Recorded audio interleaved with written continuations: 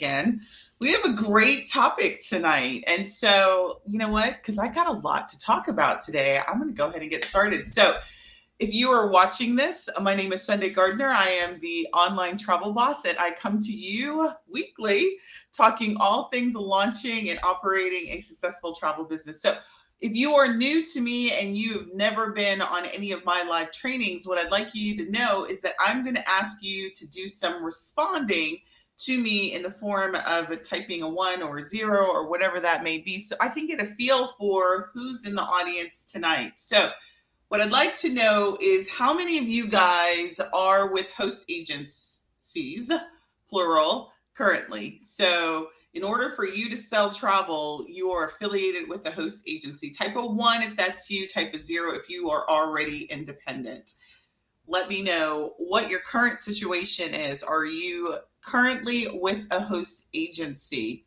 And then the second question I have is, when you first joined your host agency, so if you're out there in the agency world and you're not already independent, when you first joined, did you feel like you had options, or did you just sort of, you joined and you thought this was it? Like, I don't know about any other host agency. You just sort of jumped and you went in and you didn't know that there were options. Type a 1 if that's you. If you knew there were options and you actually selected your host agency, type a 0.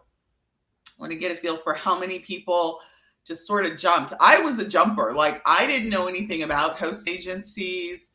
I didn't know nothing. I was like, I don't even think I knew the girl who recruited me, to tell you the truth. Like, I'm almost positive. I don't know how she found me. So she must have been affiliated with me somehow, because she found me on Facebook. I know how she found me, but I know that I don't even know the lady's name now. I didn't know anything. So I was recruited into the business. How many of you guys were recruited? Type a 1 if you were recruited, because that is certainly my story. I was recruited. So I didn't know anything about options. I didn't know what a host agency was prior to being recruited. And frankly, even after I was recruited, I didn't, or like after I joined, I still didn't even know what a host agency was. I was very much lost. The reason I joined was because I wanted to travel. Like, I had already traveled personally, but I was like, I want to get my family of 5 out of town, right? What are some of the reasons why you guys decided to be? I'd love to hear that in the comments, and then we'll go ahead and get started. So today's topic, we're going to talk about your options. And one of those options that you have as a travel professional is not to be affiliated with the host agency, is to actually go independent. And how many of you guys feel like you're independent? I posted that in the group early this week, and we have gotten a lot of different responses. People are like, yes, I'm ready. Yes, I'm ready. I'm interested. I want to know more, right? And I've got, no, I'm not ready for all that, right? I'm not ready to go independent. And frankly, when I started in the business many years ago, I didn't know what independent was. I mean, I knew I was my own business because, you know, I know that. Like, I knew that I was starting my own business, but I didn't really understand all the jargon. I didn't understand what people were talking about. I was just really confused. I don't know about you guys, but when I started, I didn't know heads or tails about all the terms. And it wasn't for some years that I was in the business that I even like heard about independence and like being free, right? So I was a slave to the hostmaster. I'm kidding. So don't shoot me in later.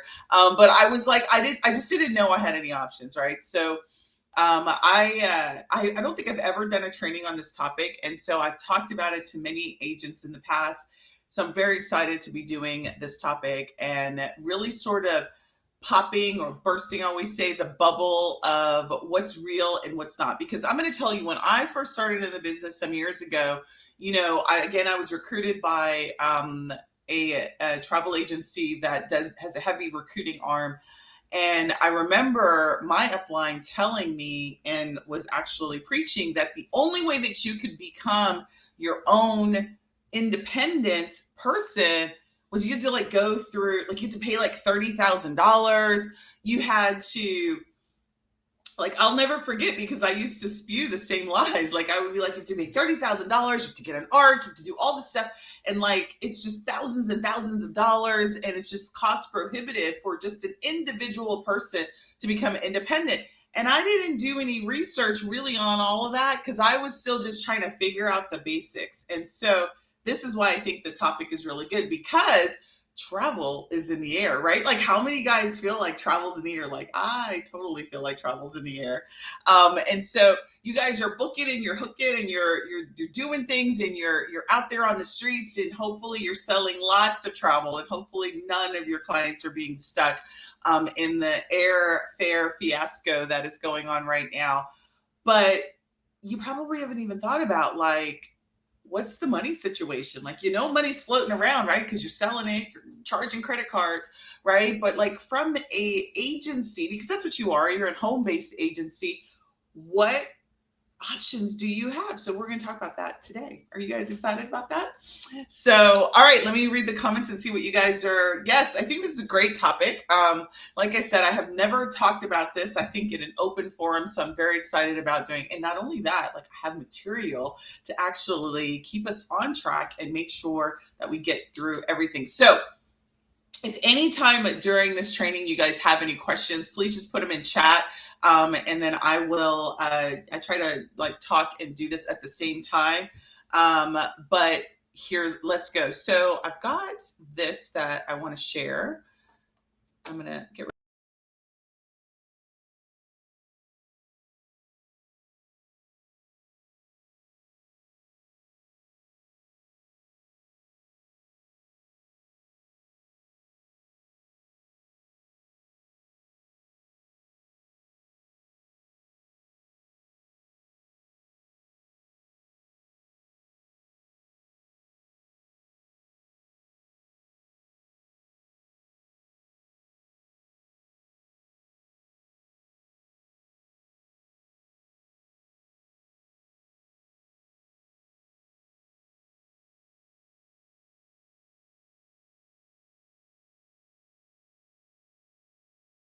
can you hear me now?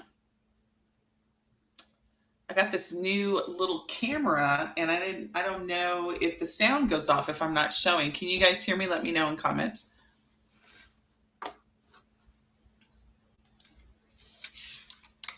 What I do love about Georgia is the internet connection.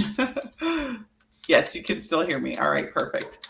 All right, so the question that what I was saying is like, what does it mean to be independent, right? So the great thing about being independent is it's all you, right? So you get to make all the decisions, you get to call the shots, you get to make all the money, you get to do everything, and you are the boss, right?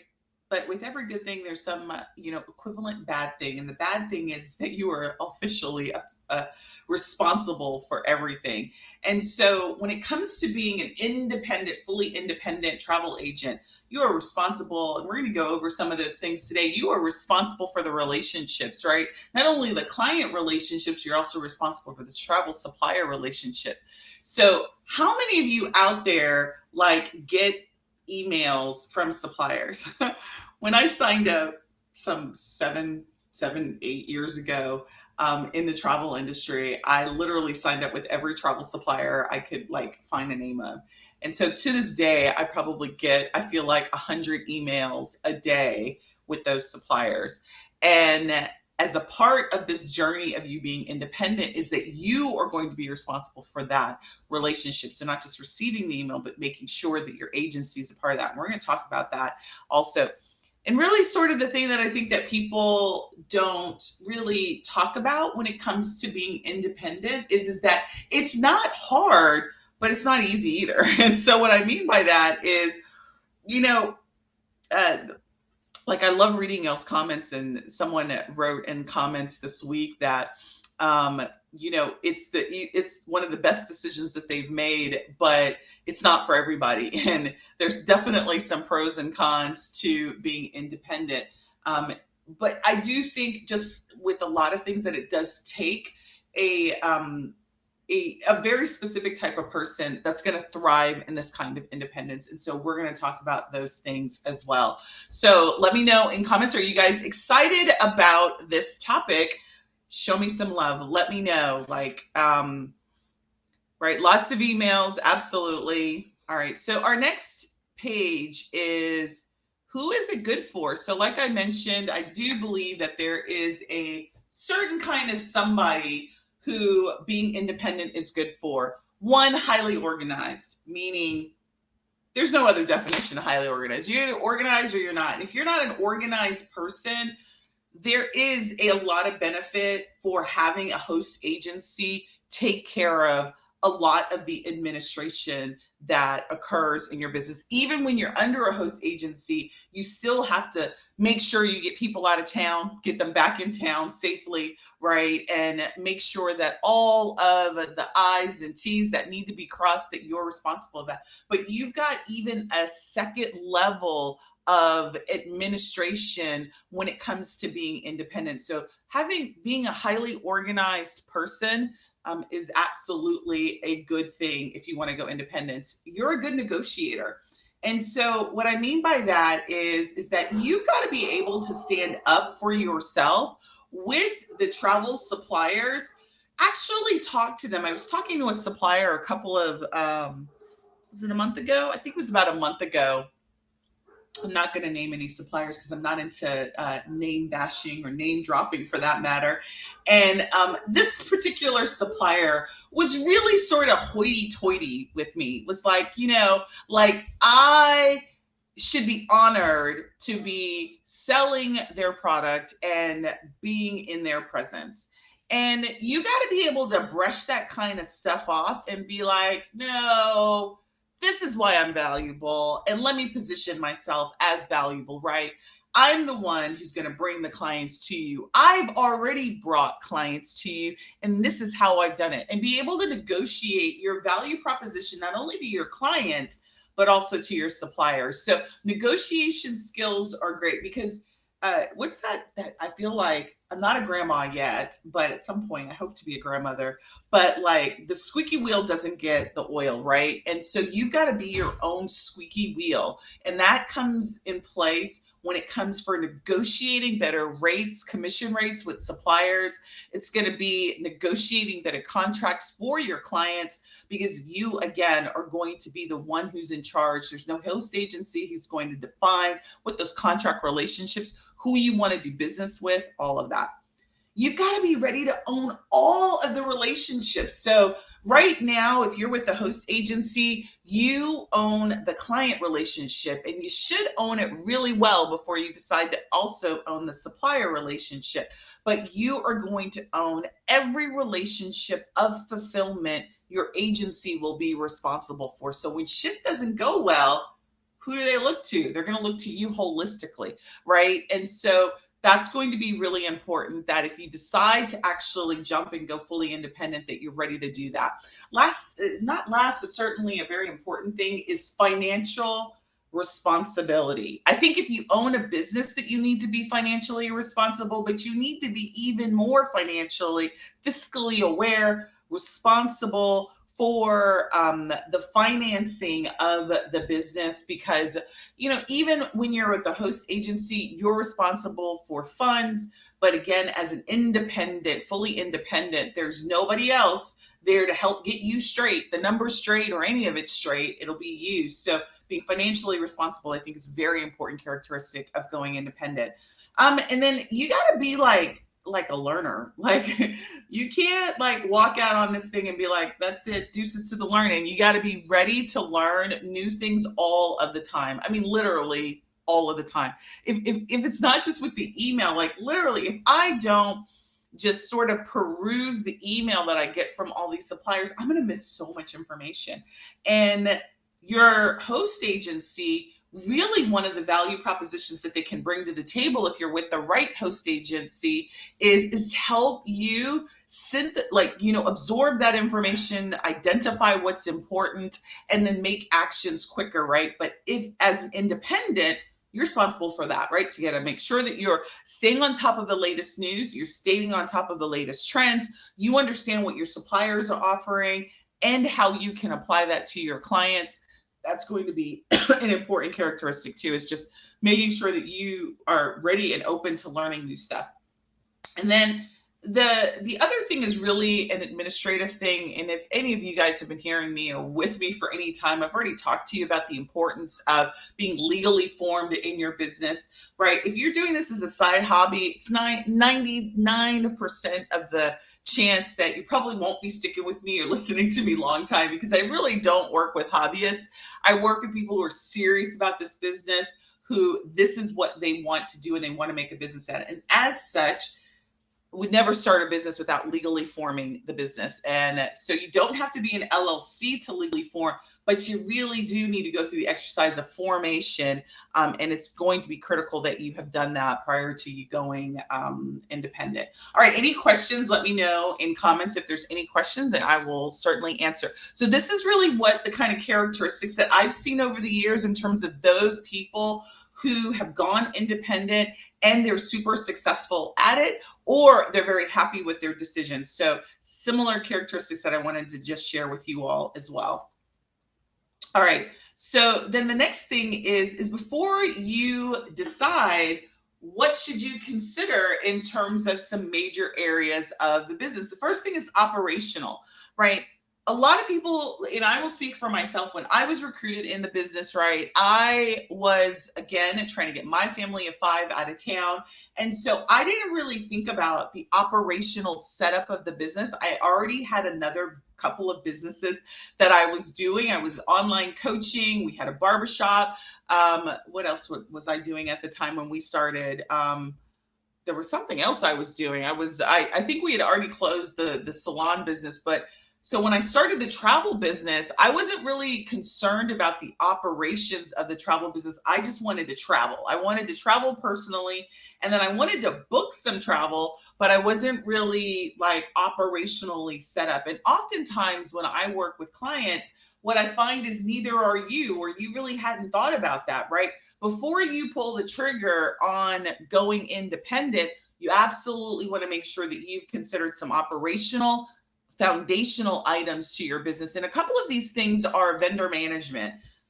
One of the things that we've been doing over the last 6 months is we've been setting up relationships with multitude of vendors, because we've just launched our host, or we're about to launch our host agency at the end of the year. But vendor management is a huge thing. I'm going to tell you, just hear me out for a second on the vendor management side. Once you go independent or transition to a host agent, whenever you make a change, you're going to have to create new accounts with your vendors, right? Literally, I don't know if you're like me, right? Do you have a password? Do you have the same password for everything? Do you have, like, what are the different contracts? What are the different percentages? What, frankly, is the contact information, the website, all of that, just all of that goes into managing these vendors. You really are going to need to have a system, because one, you're going to probably forget about a relationship that you have. Two, what if something goes wrong? How do you contact them? What's the chain of command if you need to go up the chain, right? Just so making sure that you really understand the vendors that you're going to work with and how you're going to manage that internally is going to be important. I am a super techie person. Anyone who's done any work with me, I think immediately sees how much of a nerd I am. And I thrive in that. I come from a technology background, but you can't be in 2022 going into 2023 or any other future year, right, and not have technology as a part of your solution, right? Or really start to get comfortable with technology. Oftentimes when you are independent, you lose some level of technical support that you get with your host agency, just in the form of, let's say you've got an account issue with one of the vendors. Well, sometimes they kick you to go talk to the vendor themselves, but there is at least some implied technology support when you're working with a vendor. Let's say you're using your host agency's website. If something goes down, you can call them up. You don't have to call GoDaddy to do that. I recommend you still get your own website, even if you're with a host agency, but some of you may not have done that. What if you have an issue with the CRM system and you are using your host agency CRM system, right?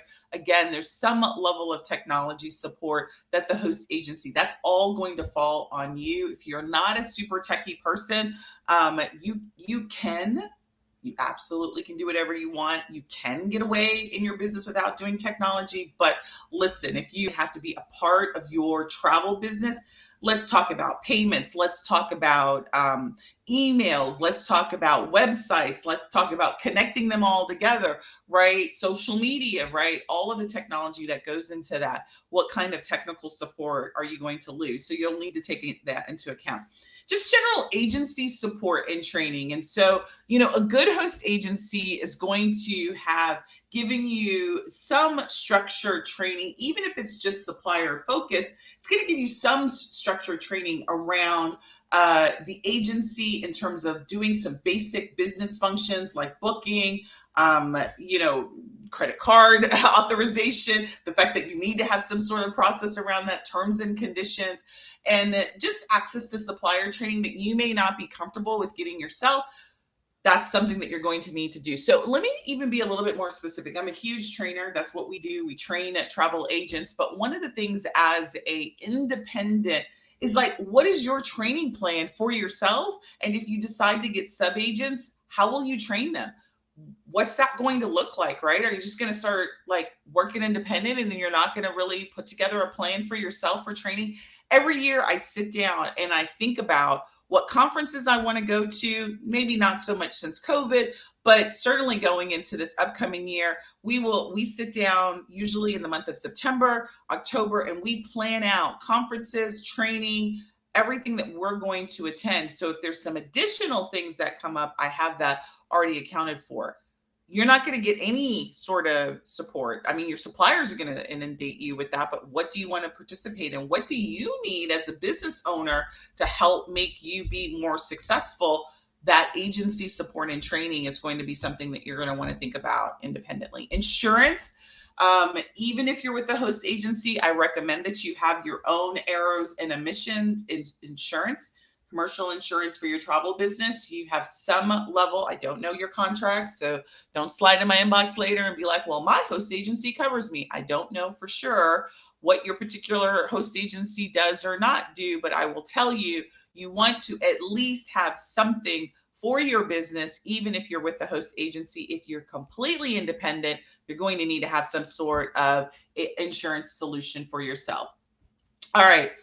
So financial considerations. So some of the financial considerations is startup costs. Now, like I told you, I don't know how many of you guys heard this. I don't know if these are still the lies, the lies and videotapes that are being told out there on the internet streets. But when I started in the travel business, I was told it was like $30,000 to start a travel agency. Like you were going to need to get your ARC, which is the airline. I don't even remember what the RC stands for, but it's in order to sell airline tickets, you need to get an ARC license. And, I went and investigated, and that thing is $30,000, but it's not necessary for you to be able to sell airline tickets. There's certainly ways for home-based and independent travel agents to do that. So startup costs, what's that going to be? It's not free, right? As with anything that's worthwhile, it's usually not free. There is some costs associated with starting your to becoming fully independent. We're going to talk about what some of those things are, but there are some costs. If you don't have these operational things set up in your business, there's some costs associated with that as well. If you don't have the right training, there's some costs associated with that. So I tell travel agents, even if they're with the host agency, that they should plan anywhere from $2,000 to $5,000 just to get their business, get training, get equipment, get all of the things that you need. If you're independent and you've already done that, then really all you're going to need is the cost of actually getting the licensing. So what I'm suggesting is that you have the business foundation of your business set up first. And then if you transition to independence, it's going to be a smaller startup cost for you to do that. Does that make sense? All right. The other financial consideration is commission rates. So if you are with the host agency, let's say you're with one of the larger host agencies. I always like to use cruising as an example because it's a very easy one. Usually the large host agencies, they've already demonstrated with the suppliers their ability to bring volume to the table. So they're able to negotiate a higher rate in terms of commissions. So let's say you're with host agency X. They've been around for a while. They have high volume. It's 16%, right? I think that's the highest most of the ocean line cruises play, right? 16%. So maybe you're currently with your host agency getting 16%. However, when you go independent and you go sign it with that same supplier, they're going to say 10%, right? And you're going to be like, but I'm losing 6%. This is a bad deal, right? Got to know your numbers. I am such a numbers person. Is after you pay your split with the host agency, the question is how much are you really getting? I've actually calculated it. I did a training on this some years ago, and literally after you pay, assuming you're at an 80-20 split, it literally is like just a little over 10% that you still are getting paid, right? So after you do an 80-20 split on 16%, it's still around 10%. So you're really not losing any money, but it's really important that you understand that your rates may not be the same as they were when you're with the host agency. So you're going to come to the table with some negotiation. You're going to have to come to the table with some negotiating skill. If all you sell is cruise and you've been able to demonstrate volume in the past, then you should have a negotiation conversation with your vendor, right? So again, this is not for the weak at heart. If you are like, I don't want to talk to anybody, I'm not ready to do that, then independence is probably not for you, because you're going to have to stand up for yourself. It's your business. It's going to be, and if you want what you want, you need to ask for what you want. And so commission rates are not going to always be the same as the rates that they were for you when you were with the host agency. And then from another consideration is the concept of net commission vendors. I'm not going to really go into that today, but you want to work with net commission vendors, and you have the greater propensity and ability to work with net commission vendors when you're fully independent than when you're with the host agency. And so does the new host agency get less commission arrangements from these vendors as well? Yes. So it depends on what the volume is with the new host agency. So if they don't have huge volume, that you have to prove yourself. That's with any sort of sales kind of contract, that you don't have a lot of bargaining power if you don't have volume with them. So if you are with a new host agency, that may be your situation as well. All right, any questions on financial considerations before we move on? All right, next is licensing requirements. So if you're in any one of the 5 states that require a seller a travel license, you have special additional requirements that you need to consider. Those states are Hawaii, California, Washington State, and I always forget if it's Iowa or Idaho. So it's one of the I states, and Florida. If you're in any of those states, in order for you to sell travel as an agency, you're going to need to get a license, a seller of travel license. I'm not going to go into all of the different requirements for that, but if you're in any one of those states, one of your requirements is going to be that. If you want to sell travel and be recognized by suppliers, you have really 2 options when it comes to that. One of them is True, which is under CCRA, and the other one is CLIA. So they are the licensing for the cruise industry. So don't think if you get your CLIA that all you can do is sell cruises. That's not true. Either one of these licenses are recognized by travel suppliers. I haven't met a supplier yet that does not recognize CLIA or True. So if you get either one of these licenses, I'm not going to go into the particulars of that in this training. I would recommend that you look into that. That's all that you need to do from an industry credential. You don't need to go get a, a degree. You don't need to get some sort of certification. These are the two bodies that will give you sort of the street creds with other suppliers that you're legitimate, that you're a legitimate agency owner that's in a position to sell travel. You do not need to get both of them. You only need to get one or the other. And it's really a personal preference. I've done another training on, which one I would recommend. However, like I said, you don't need to get both. It's really one way or the other. And simply, I'm going to kind of pause because really that's what it takes to become independent. So let's have a conversation about what are some of your thoughts about that? Let me know in comments and I'll take some questions before I jump out of here. But really, those are the things that you need to consider when it comes to becoming independent. What are some pros and cons, right? We've sort of talked about all of those things already in this training, but some of the things that really come to mind from my perspective in terms of major con is really if you are not a strong negotiator and you really don't want to you don't want to have these conversations with partners and you just want to pick a vendor and you want to work with the vendor, right? It can be a con if that's not what your personality is, because there's nobody there to get the contract for you signed. There's nobody you go to. When you have a question, you go to the vendor. That's it. You don't go to your host agency. You don't call somebody. You don't pick up the phone and call 1-800.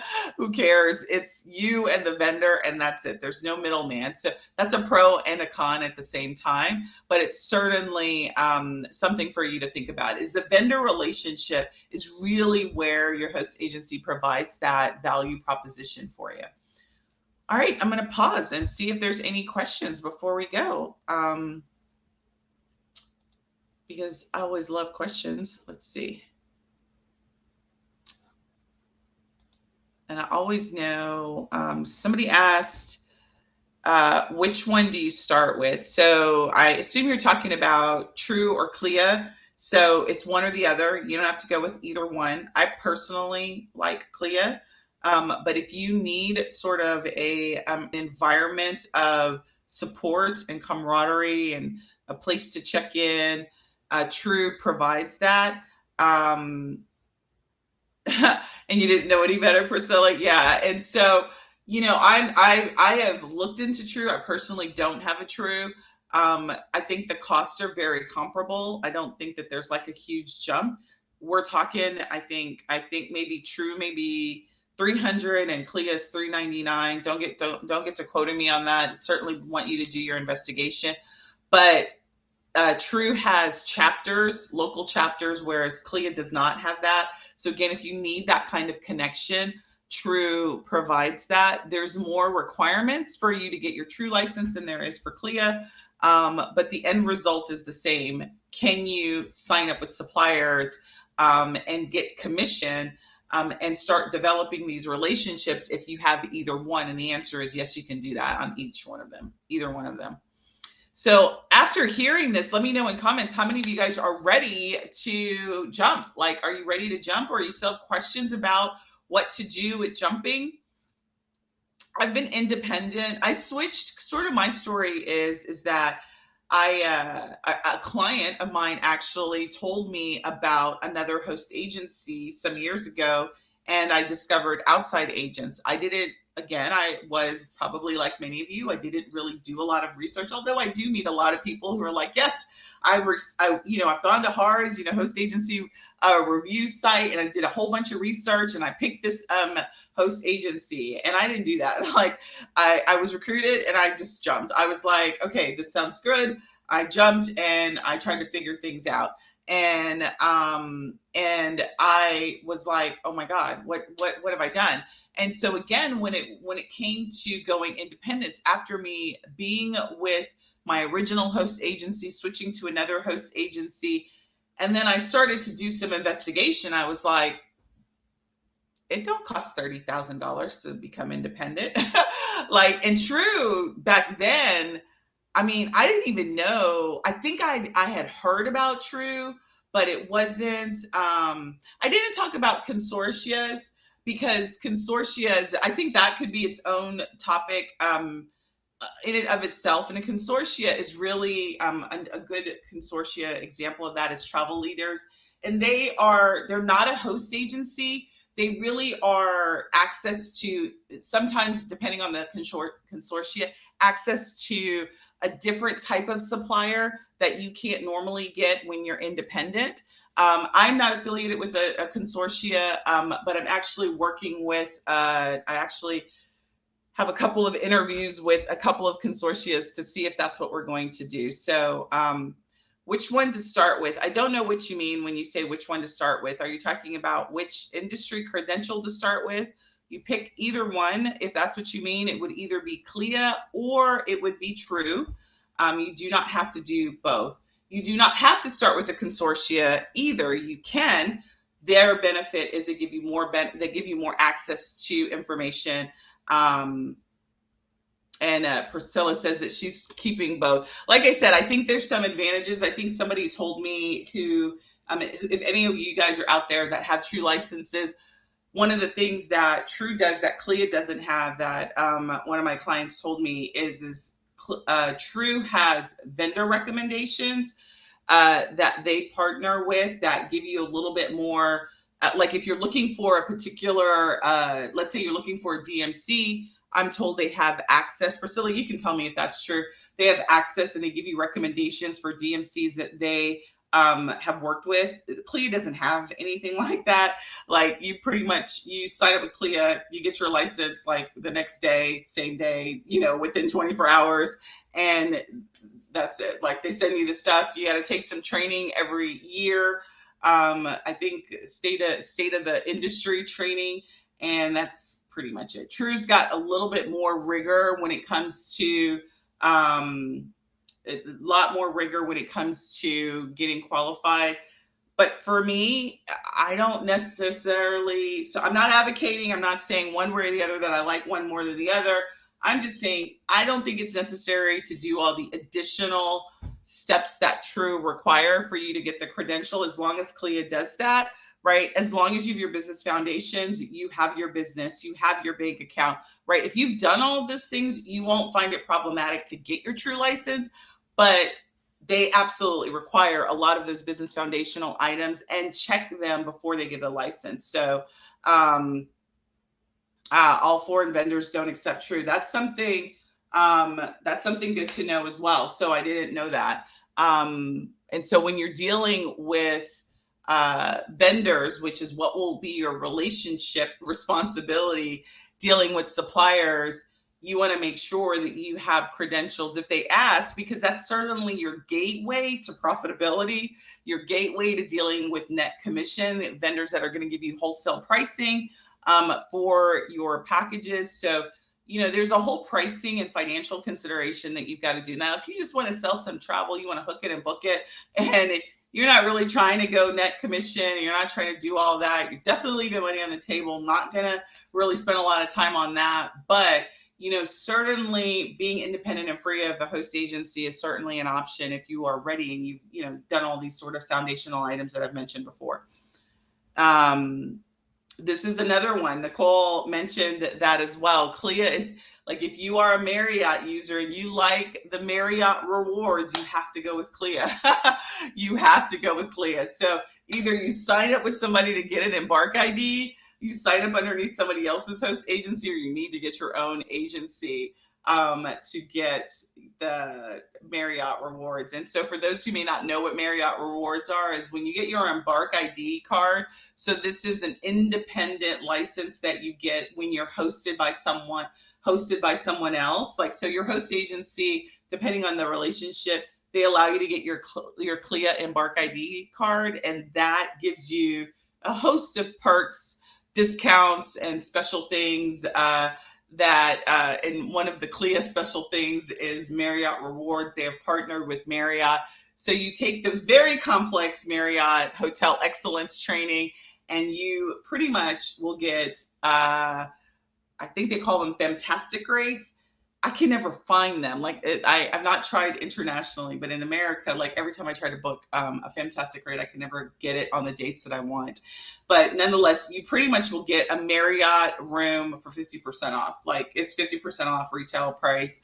The rates are ridiculous. Like JW, which is one of their high-end hotels, like I mean that thing is usually like $400 or $500. You can get it for like $7,500, so much cheaper. So if you're a Marriott lover, that's absolutely one of the perks with being with CLIA.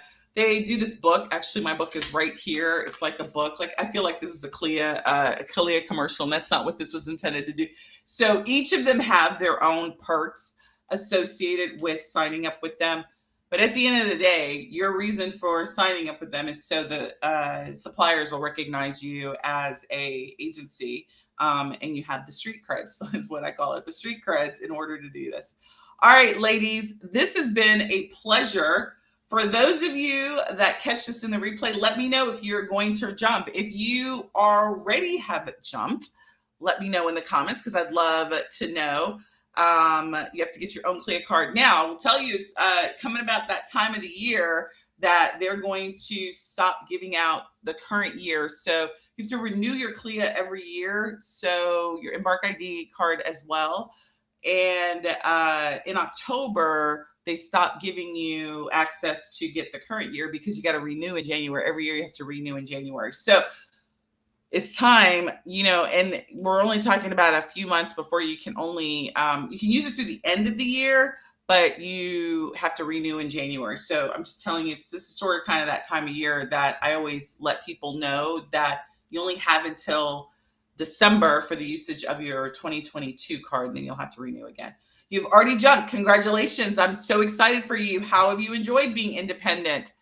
Right? You're ready. You've already jumped. All right. That's awesome. Actually, I heard a couple of you guys, I saw actually a couple of you guys talk about that you jumped and you're ready for sub-agents. And I think that's wonderful as well. Love to talk to you if you're thinking about sub-agents, about training your sub-agents. I'd love to have those kinds of conversations with you. And you are so welcome. And I jumped and learning so much. I have my CLIA. I'm thinking about staying with my host for now. Yeah, so the CLIA that you have, so just make sure that you know that the CLIA that you have is most likely underneath your host agency. It is an Embark ID card. It is not the same thing as an agency license, which is what I'm talking about you will need if you decide to become independent. So when you sign up for CLIA, you'll get an agency license. You'll need to make sure you do the application for agency, and then you'll get the ability to get one Embark ID card. Usually the owner will do that. All right. I wish you knew me first. Well, Priscilla, you know me now, and it has been great knowing you and working with you actually over the last couple of months. So love you to death. Yes, you would not have been forced to pay 2 credentials. So yes, and you are so welcome. I only know how to keep it real. I don't even know. The only thing I like fake is my hair. So anyway, ladies, it was great. What I have also learned about myself over the years is that I love corny jokes. So I love to find, I've been watching this this guy on Facebook. It's really corny dad jokes. And so I love corny jokes. But anyway, ladies, it's been great. And I'm back. And so I'll be back here next week talking about all things launching and operating a successful travel business. And with that, I sign off and you guys have a fabulous evening. See you soon.